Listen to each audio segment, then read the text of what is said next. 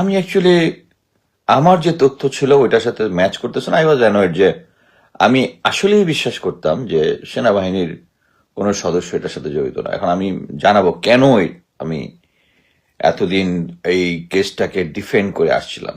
আমার নর্মালি সত্য, স্পেশালি গুম খুন, এই দুটোর সাথে আমি কোনো কম্প্রোমাইজ করি না। 2016-তে যখন এই ঘটনাটা হয় তখন কিন্তু আমি সেনাবাহিনীতে না, আমি তখন বিজিবিতে আমি যেহেতু বিজিবিতে ছিলাম, আমি বিজিবি থেকে গিয়েছি হচ্ছে আর্মি সিকিউরিটি ইউনিট, যেটা সেনা প্রধানের গোয়েন্দা সংস্থা, যেটা আমি তখন সেখানে ছিলাম। ওখান থেকে আমি চলে গেলাম বিজিবিতে। মেইনলি কাহিনী একটাই ছিল, তখনকার যে কমান্ডেন্ট ছিল ফজল স্যার, আমি বলেছিলাম যে আমার ঢাকায় মাত্র 1 বছর চাকরি, আমি ঢাকায় রিটায়ারমেন্টের টাইম ক্লোজ হয়ে গেছে, আমি চাচ্ছি। উনি আমাকে বিজিবিতে পাঠাইছে, বিজিবিতে গিয়ে বলো যে তোমাকে ঢাকায় রাখতে। আমি বললাম বাপ কথা শুনেন না স্যার, চাচা কথা শুনবে। এনিওয়ে, আমি তখন বিজিবিতে ছিলাম। বিজিবিতে থাকার সময় বিজিবিতে আমি যখন এএসইউ থেকে বিজিবিতে যাই, তখন ফজল স্যার হ্যান্ড ওভার করে হচ্ছে ব্রিগেডিয়ার ফয়েজ, মানে বর্তমানে যে লেফটেন্যান্ট জেনারেল ফয়েজ, উনার কাছে। তা আমি উনাকে পেয়েছি, উনি থাকা অবস্থায় আমি বিজিবিতে গেলাম। আমি বিজিবি থেকে যখন ঢাকায় এসেছি কোনো কারণে, আমি ফয়েজ স্যারের অফিসে গিয়েছিলাম কাজে, বা আমার এই মুহূর্তে মনে নাই। আমি তখন বললাম যে স্যার, এই তনু হত্যা কেস নিয়ে কি হচ্ছে, এটা নিয়ে এত কথা হচ্ছে কেন? লোকজন তো সেনাবাহিনীকে নিয়ে খারাপ কথা বলতেছে, এটা কারণটা কি? উনি আমাকে স্পষ্ট বললেন যে এটার সাথে সেনাবাহিনীর কোনো সম্পর্ক নাই, এটার সাথে সিভিলিয়ানদের সম্পর্ক। পুলিশ ইনভেস্টিগেশনে বারবার বাধা দিচ্ছে, সেনাবাহিনী কোঅপারেট করতেছে। আমি বলি এটা কেমনে সম্ভব ক্যান্টনমেন্টের ভিতরে? তারপরে উনি একটা ডিসগাস্টিং কথা বললেন, সেটা হচ্ছে তনু মেয়েটার চরিত্র খারাপ, বিভিন্ন জায়গায় যাইতো, তার বয়ফ্রেন্ড টয়ফ্রেন্ড ছিল, এরা কিছু একটা করতে পারে, এবং পুলিশ অ্যাকচুয়ালি ইনভেস্টিগেশন করতেছে। আমি জিনিসটা পরবর্তীতে, আমি তো তখন সাথে সাথে এর কিছুদিন পরে ব্যস্ত ছিলাম, বিদেশে চলে গেলাম। আমি অ্যাকচুয়ালি খেয়াল করে দেখলাম যে সেনাবাহিনী এটার মধ্যে কোনো সদস্য, কোনো অফিসার, হাই লেভেলের কেউ এটার সাথে জড়িত হওয়ার সম্ভাবনা কম। সৈনিক যদি জড়িত হয়ে থাকে, সৈনিকদের কেন সেনাবাহিনী কভার করবে? সেনাবাহিনী কেন এদেরকে মানে কভার করবে? এটা তো হওয়া সম্ভব না। এটা থেকে আর্মির কি লাভ? আর্মির রিপুটেশন এমনিই নষ্ট হচ্ছে ইয়ার ভিতরে থাকার জন্য, পুলিশ কোঅপারেশন করতেছে না। সো আরেকটা জিনিস হচ্ছে,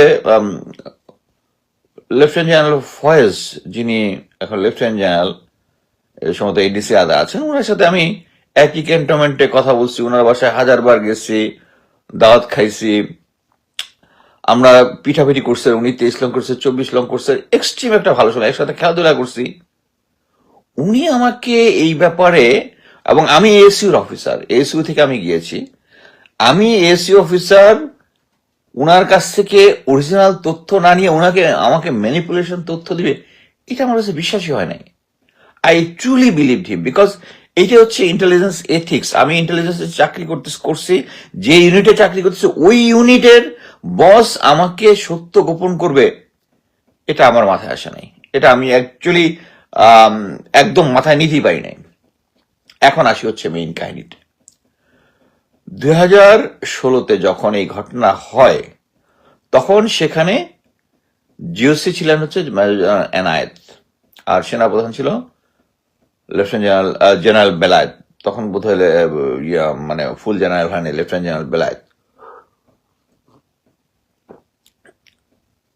আমি শুধু কিছু বলবো যে সমস্ত আমি সত্য জেনেছি।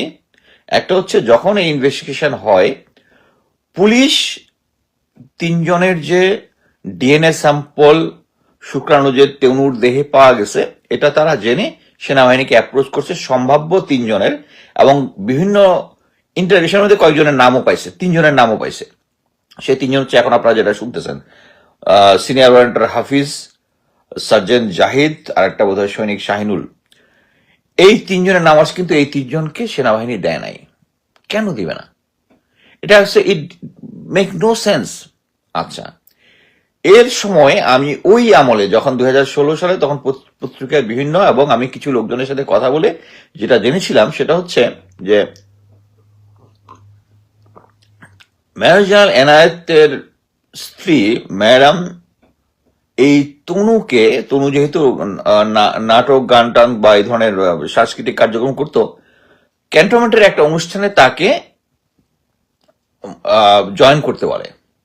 সেই জয়েন করতে বলায় ওই একই দিনে তনুর কলেজের একটা অনুষ্ঠান ছিল, এবং তনু অ্যাকচুয়ালি এটা ডিনাই করেছে, এবং এই ডিনাই করাটা নাকি জিওসি ম্যাডাম খুব খারাপ ভাবে নিছে। বাট এটার সাথে খুনের সহায়তা করছে এটা আমি বলতেছি না। এর পরবর্তীতে যেটা হলো, এখন আমি যেটা জানি না সেটা হচ্ছে এই 3 জন সৈনিকের এখন ওয়ারেন্ট অফিসার হওয়া মানে হাফিজ মানে হচ্ছে, ওই সময় ওয়ারেন্ট অফিসার ছিল না, এরা কি জিওসি স্টাফ ছিল এটা আমি কনফার্ম করতে পারিনি।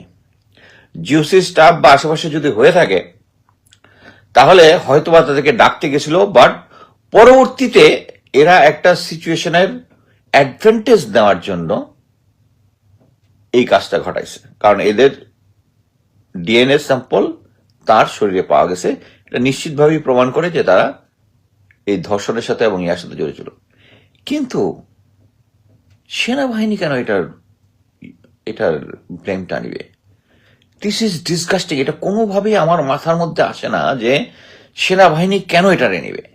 This is a big issue. It's not a big issue. It's not a big issue.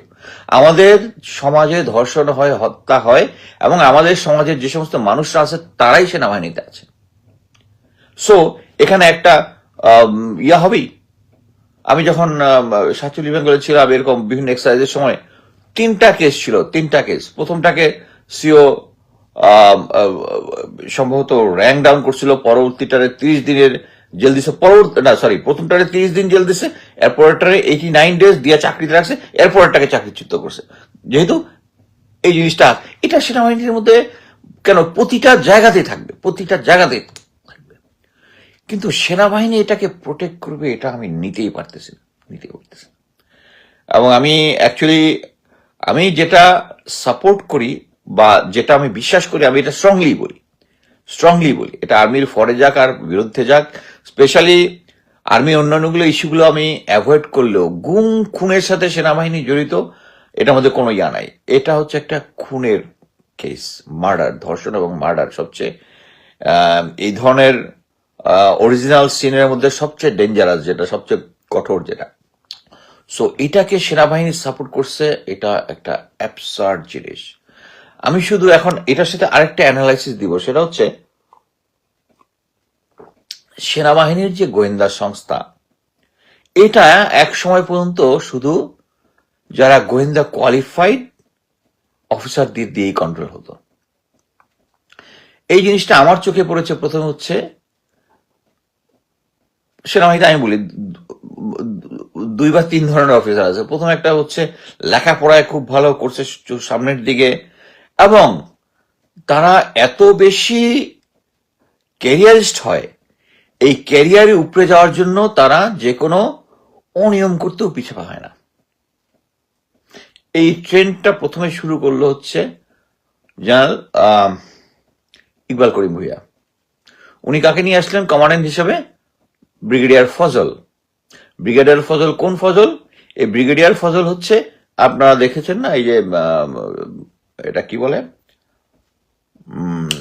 নির্বাচন কমিশনারের ব্রিগেডিয়ার ফজল, সানাউল্লাহ মোহাম্মদ আবুল ফজল মোহাম্মদ সানাউল্লাহ স্যারের নাম। উনি আমার ডাইরেক্ট বস ছিলেন, উনি ক্যারিয়ার অফিসার। সো আমি স্পষ্ট কাছে উনার আন্ডারে আমি কাজ করেছি, যেটা দেখেছি তাদের মেইন কাজটা থাকে হচ্ছে সরকারকে কি বলে, সিনিয়রকে খুশি করে নেক্সট র্যাঙ্ক পর্যন্ত যাওয়া। এই ফজল স্যারকে দেখেছি যে যখন সেনা প্রধান উনি চেঞ্জ হয়ে বেলাল স্যার আসবেন, তখন আমাদেরকে মানে 7 দিন বা তারও কম একটা ডেট দিল, পুরা যতগুলো ইউনিট আছে ইউনিটের মধ্যে বিভিন্ন ধরনের তাদের ডাটা নিয়ে আসছে। যেমন এর মধ্যে একটা ছিল ব্যাংকের ডাটা, মানে কোন ব্যাংকের প্রাইভেট ফান্ডে কত আছে, সরকারি ফান্ডে কত আছে, যেগুলো সেন্সিটিভ ইনফরমেশন। আর চাইলো 7 দিনের মধ্যে। আমি ওনার এক স্টাফকে বললাম যে তোমরা যে এইভাবে চাইলা, এটা চাইতে হলে তোমাকে অ্যাটলিস্ট মাসখানেক টাইম দিতে হবে। তুমি এএসইউর পলিসি লেটার এত বাইর করো, ওই এসইউ না, এটা এমআই লেটার, পলিসি লেটার বাইর করো, ওখানে দেখো কি লেখা আছে, এই ধরনের হইলে কতদিন দিতে হবে। মোট কথা হচ্ছে তারা টলিসিরা তাদের হচ্ছে সিনিয়রকে খুশি করতে হবে।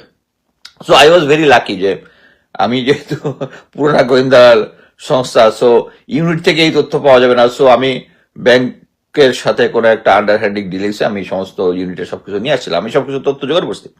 বাট কথা that was A policy violation to support senior. Same জিনিসটা হয়েছে। আমি এর আগে একবার বলেছিলাম, এই ফজল স্যারকেও আমাকে একজন হানি ট্র্যাপ করার চেষ্টা করেছিল, আমি যখন মিশনে ছিলাম। আমি হানি ট্র্যাপের সমস্ত তথ্য ফজল স্যারকে দিয়েছিলাম। হ্যাঁ, আমার নামে যে নারী কেলেঙ্কারি অনেক কিছু ফটোকার্ড বানায় না, এটা কিন্তু দেয় নাই, কারণ ওটা হচ্ছে শালা এক্সপোজ হয়ে যাবে তো, কারণ যে করতে চাচ্ছিল সে হচ্ছে ভারতীয় এজেন্ট। আমি স্যারকে যখন এগুলো দিলাম, আমি ওই আগেই বিদেশকে পাঠালাম, আসলে আমার আমার কনভারসেশন ওকে দিলাম। ওনার শুধু একটাই কথা, তুমি বাইচে গেছো। বাট দেশের, তখন তো আওয়ামী লীগের সময়, দেশের পক্ষে বিদেশের হয়ে কাজ করতেছে, উনি যেটা ডিক করবে গোয়েন্দা অফিসারে, এই ড্রাইভটা নাই। আমি বলতে চাচ্ছিলাম যে প্রফেশনাল গোয়েন্দা সংস্থার প্রফেশনাল গোয়েন্দা হইলে এটা সে ডিক করতো, বাট তারা ডিক করে নাই। সেম জিনিসটা উনি হ্যান্ড ওভার করে দিয়েছে ফয়েজ স্যারকে, এবং ফয়েজ স্যার সেম জিনিস, ওনারা হচ্ছে কেরিয়ার গোছানোর জন্য তারা যা ইচ্ছা তাই করবে। আপনি একটা জিনিস দেখেন, যে আমি ফয়েজ স্যারকে জিজ্ঞেস করলাম যে তনু হত্যার বিচার, উনি যে স্টোরিটা বললো সেটা হচ্ছে তাকে জেনারেল বেলাল স্যার যে চিফ ছিলেন, যেভাবে ওনাকে ব্রিফ করছেন সেই ওইভাবে দিয়েছেন। আমি যে একটা গোয়েন্দা অফিসার, আমার পক্ষে শেয়ার করে নাই, কারণ কি, তাহলে ওনার যে মানে মেইন গোলটা অ্যাচিভ না হইতে পারে। সো এই কাজটা উনি করছেন। এখন আপনি চিন্তা করে দেখেন যে বাংলাদেশের সিনিয়র অফিসাররা তারা সত্য প্রকাশে, মানে নর্মালি যেটা হয়, ইংলিশে যেরকম আছে, নাইটসদের একটা ইয়ে আছে, সেইং আছে যে speak the truth even in the face of your death. Actually knights কি, মানে মধ্যযুগে যারা নাইট ছিল, বর্তমান যুগে হচ্ছে তারা সেনা অফিসার, তাদের সত্যের সাথে ওইভাবেই শক্ত থাকার কথা তারা থাকতেছে না। তারা সিনিয়র বলতেছে এই তনু হত্যা, একটা দেশ, আমরা একটা মুসলিম জাতি, এই মেয়েটা একটা ইনোসেন্ট মেয়ে, তাকে শুধু হত্যাই করে নাই, তার নামে খারাপ ব্লেম দিছে। যে মেয়েটা আসলে হিজাব টিজাবও পড়তো, তার নামে খারাপ ব্লেম দিচ্ছে। আপনি চিন্তা করতে পারছেন? একটা সাধারণ মানুষ পারবে? একজন সাধারণ মানুষ। আমি কোনোভাবে এই যে তনু হত্যা জিনিসটা হয়েছে, এটাকে আমি সাপোর্ট দিতে পারলাম না। তারপর আমি চুপ থাকবো? আমি বলবো যে মেয়েটা চরিত্র খারাপ? জেনারেল ফয়েজ আমাকে তখন বলছে যে মেয়েটার চরিত্র খারাপ। এইটাই হচ্ছে বাংলাদেশ সেনাবাহিনীর সবচেয়ে বড় সমস্যা। সেটা হচ্ছে তারা ওই ভারত থেকে শুরু করে এই সিনিয়র আওয়ামী লীগ যে প্র্যাকটিসটা দিয়ে গেছে, যে সমস্ত অফিসারদের মধ্যে গ্রিড আছে, উপরে যাওয়ার জন্য যা ইচ্ছা তাই করতে প্রস্তুত, তাদেরকে আইনে এই সমস্ত ইম্পর্টেন্ট জায়গার মধ্যে তারা রাখলে তারা ওই সাপোর্টটা দেয়। এই কারণেই তনু হত্যার মতো একটা জিনিস আমরা ভুলে যাই। মুসলমান হিসাবে বলা আছে কোরআনে যে আমরা যদি একটা ইনোসেন্ট মানুষকে হত্যা করি, সে যেন পুরা গোটা হিউম্যানিটিকে হত্যা করেছে। So general Belal, general Enayet, যারা ব্রিগেডিয়ার তখনকার ফয়েজ, যারা এই জিনিসটা আপনারা কাভার করেছেন, আপনারা পুরা আপনার পুরো হিউম্যানিটিকে হত্যা করেছেন। বাংলাদেশ সেনাবাহিনীর ইজ্জতের জন্য এই জিনিসটা কাভার করবেন? এখন কি হয়েছে? এখন কি হয়েছে? এখন কি বাংলাদেশ সেনাবাহিনীর ইজ্জত বেড়ে গেছে? যে লোকটা এই যে সিনিয়র অফিসার হাফিজ, তার মানে ওই সময় তো সিনিয়র অফিসার, তাকে প্রমোশন দিয়ে পর্যন্ত নিয়ে আসছে। কারা নিয়ে আসছে? ডিসগাস্টিং। এইটাই হচ্ছে সেনাবাহিনীর, মানে যে এই জন্যই আমি বারবার আমার আগের ইয়ারটাতে বলেছিলাম যে আমাদেরকে সেনাবাহিনীতে একটা কমিটি করতে হবে, কমিশন করতে হবে, যে কমিটিতে ভারতের সাথে যারা এই ধরনের কাজ করেছে, যারা ভারতের সাথে যারা আন্ডারস্ট্যান্ডিং এ গেছে, এখনো ভারতের সাথে কানেক্টেড রাখতেছে, এটা যে একটা কবিরা গুনাহ, এটা যে একটা কবিরা গুনাহ। যারা গুম খুন করেছে তারা যে একটা কবিরা গুনাহ। সেনাবাহিনীতে এর সব কাজ করলে যেটা এদেরকে ঘৃণা করতে হবে। অ্যাটলিস্ট আপনি যদি দুর্বল হইতে পারেন, আল্লাহ এটুকু বলে দিচ্ছে যে অন্যায় দেখলে অ্যাটলিস্ট ঘৃণা করেন, ঘৃণা করেন। ওই যে আরেকটা যে বলতেছিলাম যে সেনাবাহিনীকে নষ্ট করতে হচ্ছে এই গোয়েন্দা সংস্থাগুলোতে, ডিজিএফআই তো পুরাই চলতে হচ্ছে যাদের গোয়েন্দা কোয়ালিফাইড নাই, জীবনে কোনোদিন গোয়েন্দা কাজ করে নাই, শুধু ফ্যামিলিতে আওয়ামী লীগ আছে বা এখন হয়তো বিএনপি আছে, অর্থাৎ তারা এখন ডিজিএফআই। এই যে যারা ফজল ফজল রহমান না, যারা ইকবাল করিম ভুইয়া নিয়ে আসছিল ব্রিগেডিয়ার ফজল স্যারকে, এখন নির্বাচন কমিশনার, উনি এখন কিভাবে দেশটাকে বেচলেন? এই যে ইলেকশন ইঞ্জিনিয়ারিং করে উনি দেশটাকে কিন্তু বেঁচে দিলেন। সো এখানে হচ্ছে যারাই সিনিয়রের সাথে লয়ালিটি শো করবে তারাই ইম্পর্টেন্ট জায়গাতে যাবে, তারাই প্রমোশন পাবে। এটা একটা সিস্টেম করে ফেলছে, সিস্টেম করে ফেলছে।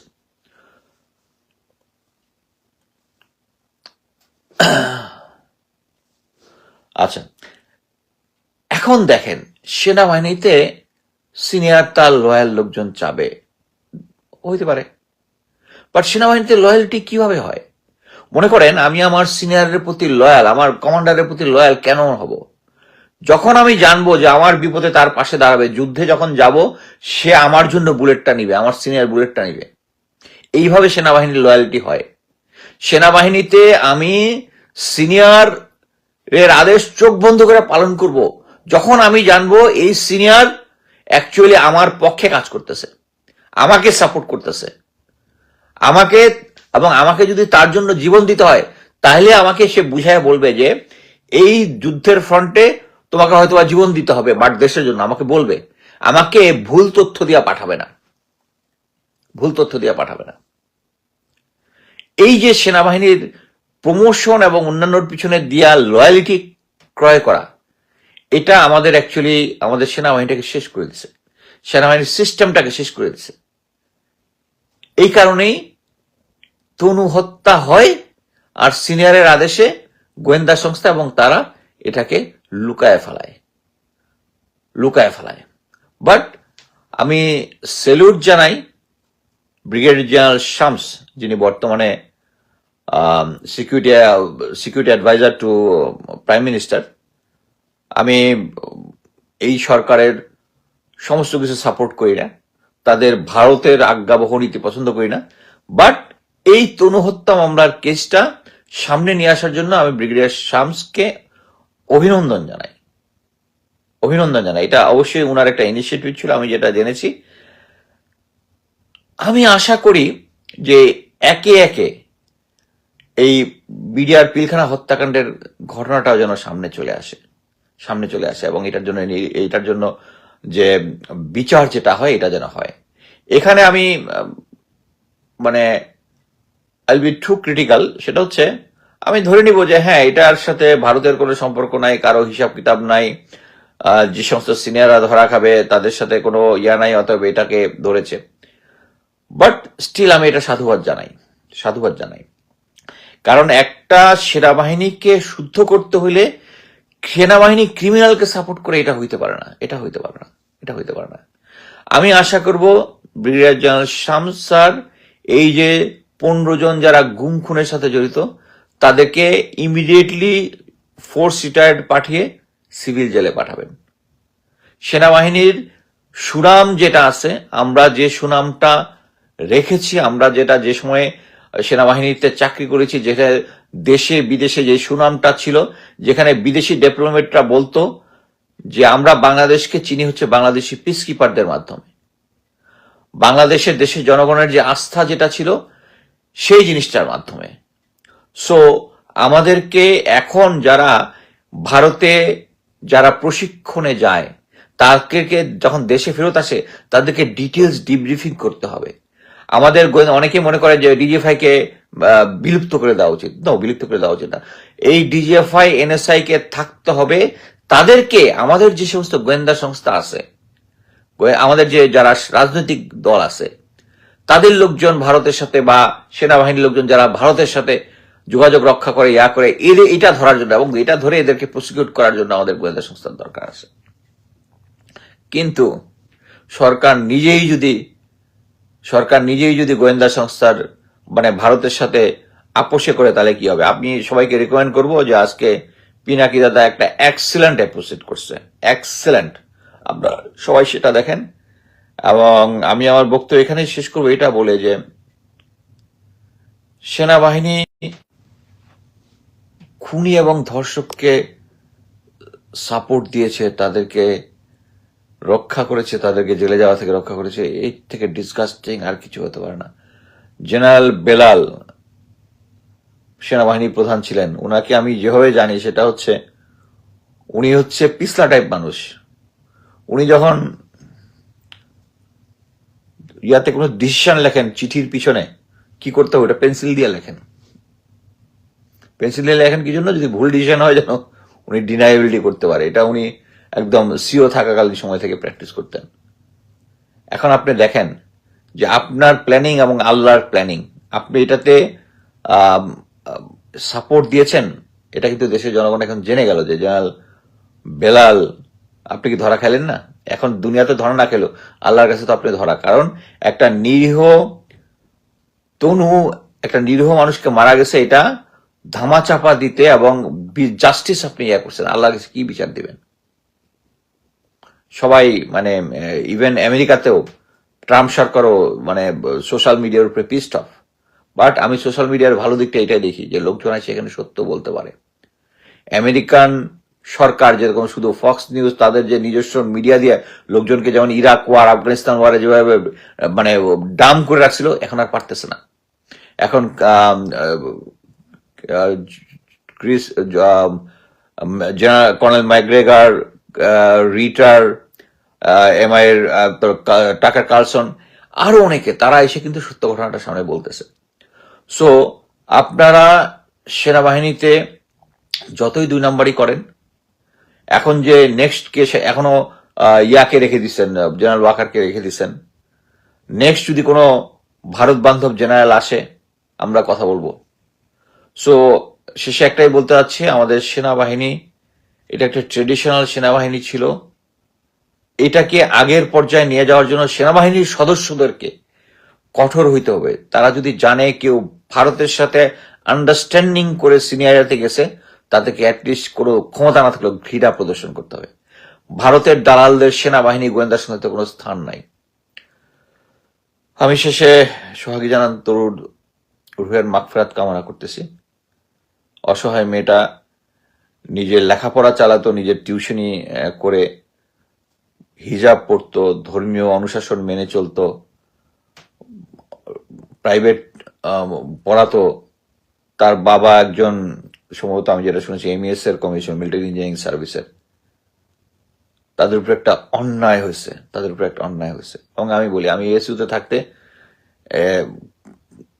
এর কাছাকাছি সিচুয়েশন দেখেছি, কিন্তু কেউ আনপানিশ যায়নি। একটা সিচুয়েশন আমার কাছে মনে হয়েছিল যে তাকে বাঁচিয়ে দিতে পারে। আমি তখন ক্যাপ্টেন, পরবর্তীতে ব্রিগেডিয়ার রিটায়ার করছে, ব্রিগেডিয়ার শামস আমার ওসি ছিলেন তখন আর কি। আমি তাকে তখন বলেছিলাম, স্যার আমার রিপোর্টটা আমি করেছিলাম, যে রিপোর্টের স্যার একটা মানে উনি যেহেতু আমার পক্ষে সাইন করবেন, আপনি একটা লাইন কাটতে পারবেন না। And he said, Mustafiz don't get excited, আমরা কেউ অন্যকে সাপোর্ট দিব না। ওই ওই ওই ব্রিগেডিয়ার শামস কিন্তু ছিল প্রফেশনাল গোয়েন্দা অফিসার। উনি এখন বিভিন্ন পত্রপত্রিকায় শেখ হাসিনার সময় লিখতেন। এই প্রফেশনাল গোয়েন্দা সংস্থার থেকে সকল প্রফেশনাল অফিসারদের কাছে চলে গেছে, কেরিয়ার অফিসারদের কাছে চলে গেছে।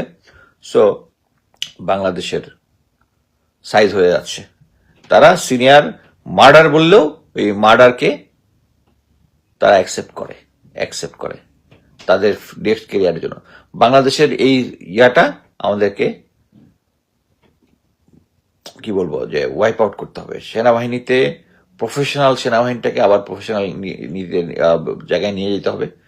আশা করি ব্রিগেডিয়ার শামসকের যেভাবে এভাবে প্রশংসা করতে পারলাম, ফিউচারে এই বিডিআর হত্যাকাণ্ড নিয়ে যে বিচার